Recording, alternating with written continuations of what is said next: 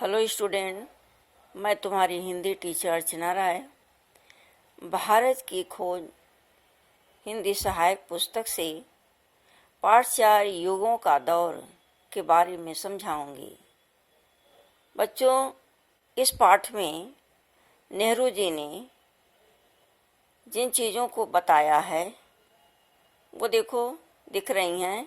सबसे पहले है गुप्त शासन में राष्ट्रीयता और साम्राज्यवाद क्या था, दक्षिण भारत की स्थिति कैसी थी, शांतिपूर्ण विकास और युद्ध के तरीके क्या थे, प्रगति बनाम सुरक्षा, भारत का प्राचीन रंगमंच, संस्कृत भाषा की जीवंतता और स्थायित्व, दक्षिण पूर्व एशिया में भारतीय उपनिवेश और संस्कृति, विदेशों पर भारतीय कला का प्रभाव, भारत का विदेशी व्यापार, प्राचीन भारत में गणित शास्त्र, विकास और ह्रास।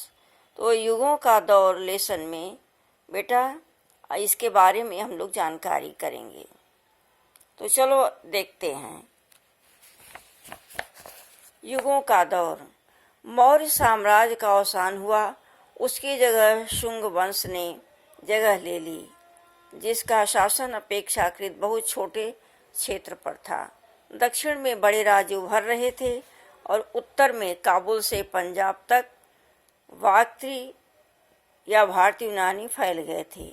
मिनांडर के नेतृत्व में उन्होंने पाटलिपुत्र तक हमला किया, किंतु उनकी हार हुई। खुद मिनांडर पर भारतीय चेतना और वातावरण का प्रभाव पड़ा और वह बौद्ध हो गया। वह राजा मिलिंद के नाम से प्रसिद्ध हुआ। ठीक है बच्चों, आगे हम देखते हैं। भारत के मध्य प्रदेश में सांची के निकट वेसनगर में ग्रेनाइट पत्थर की एक लाट है जो हेलियोदो स्तंभ के नाम से प्रसिद्ध है। इसका समय ईसा पूर्व पहली शताब्दी है और इस पर संस्कृत का एक लेख खुदा है। इससे हमें उन यूनानियों के भारतीकरण की झलक मिलती है जो सरहद पर आए थे और भारतीय संस्कृति को जज्ब कर रहे थे। ठीक है बच्चों, इसी तरह हम आगे देखेंगे इस पाठ में कि कुषाण काल में बौद्ध धर्म 2 संप्रदायों में बट गया, महायान और हीनयान। इसी तरह हमको बहुत सारी जानकारी इसमें, जैसे हमने पहले बताया, वो सारी चीज़ें इसमें बताई गई हैं। ठीक है बच्चों, तो इस लेसन में जो हमने हेडिंग बताया उसी पर है। दक्षिण भारत की क्या स्थिति थी, शांतिपूर्ण विकास और युद्ध के क्या तरीके थे, भारत का प्राचीन रंगमंच।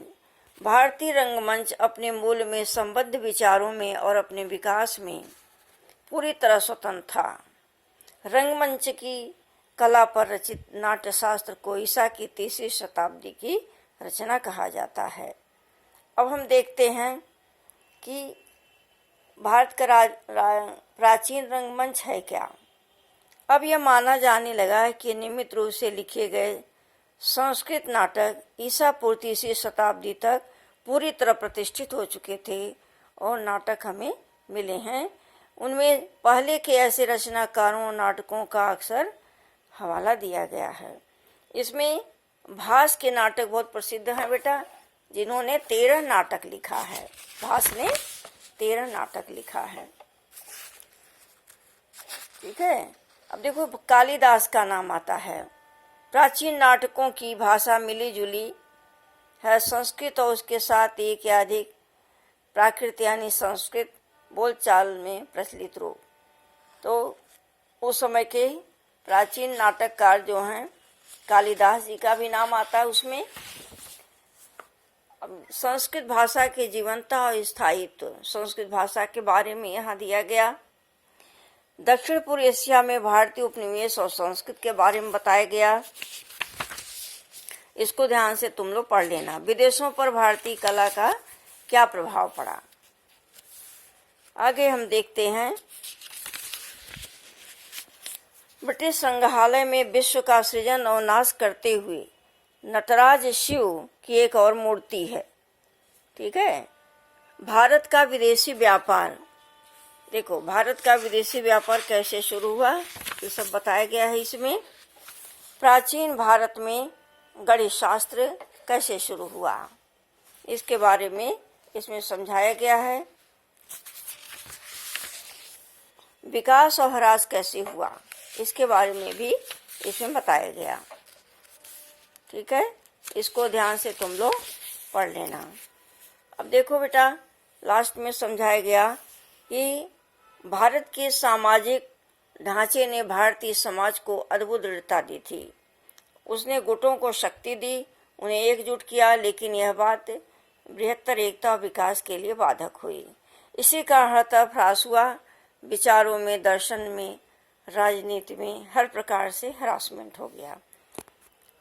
बचा रहा केवल नए संपर्कों और विचारधाराओं का। कुछ दिशाओं में प्रगति भी कर सका, लेकिन यह प्रगति अतीत के बहुत से अवशेषों से जकड़ी रही और बाधित होती रही। तो इसमें नेहरू जी ने इसके बारे में हमें बताया। अब हम आगे देखते हैं बेटा, इस लेसन से संबंधित कुछ प्रश्न हैं, उसको तुम देखो। भारत की खोज, युगों का दौर, ये क्वेश्चन है। इसका आंसर तुम अपनी लेसन में से खोज कर लिख सकते हो। ठीक है बेटा, देखो यह प्रश्न भी है।